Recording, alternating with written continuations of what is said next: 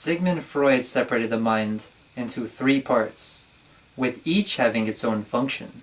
These are the id, the ego, and the superego. Here's a diagram where you can see where each one falls as you travel upwards from the unconscious to the preconscious and ending at the conscious level of the mind. Each of the three parts of the mind develops at a particular age.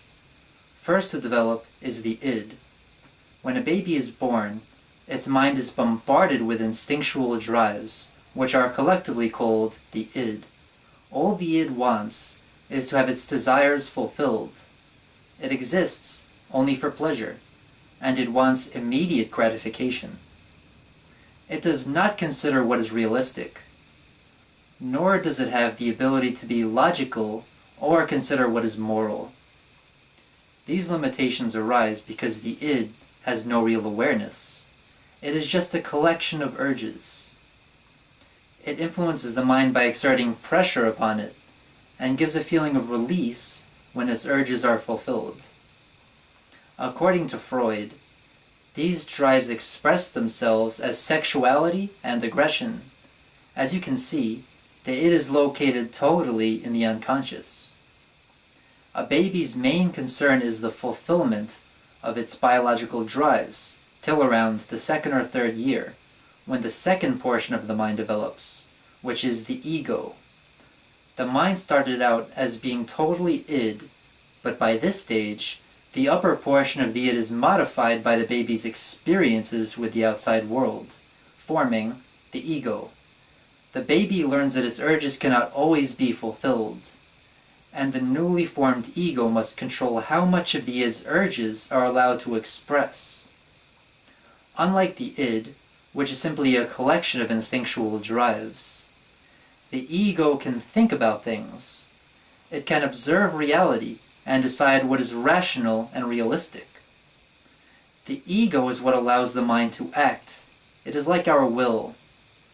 It exists at each of the levels, unconscious, preconscious, and conscious. Beginning at around the age of 5, a portion of the ego is modified and it becomes the superego, the third section of the mind. The superego is our conscience. It contributes our sense of right and wrong. It is basically a collection of moral lessons we have learned from our parents, society, and organized religion. The superego uses guilt to punish the ego if it misbehaves, and rewards it with pride if it complies with its wishes. Like the id, the superego thinks nothing about what is realistic. It wants moral perfection. The id and superego are always battling each other to control behavior, so the ego's main job is to mediate between these two. It chooses which one gets to express itself. If the id expresses itself too much, a person can act in ways that are inappropriate or destructive. Similarly, if the superego has too much freedom, a person can become a rigid perfectionist. The superego would demand moral requirements that are so severe that the person could never live up to them, and he would suffer constant feelings of guilt. Like the ego, the superego is located throughout all three areas of the mind. Freud believed that a mentally healthy person has a strong ego, keeping the id and superego balanced, because if they became imbalanced, mental illness would result. Anxiety is a signal to the ego that it is facing a situation which demands action. It could be that the id or superego is becoming too dominant, or it could be a situation where there is a moral dilemma involved, in which case the id and the superego are battling for who is going to be expressed. The ego also has the ability to make use of defense mechanisms to avoid anxiety.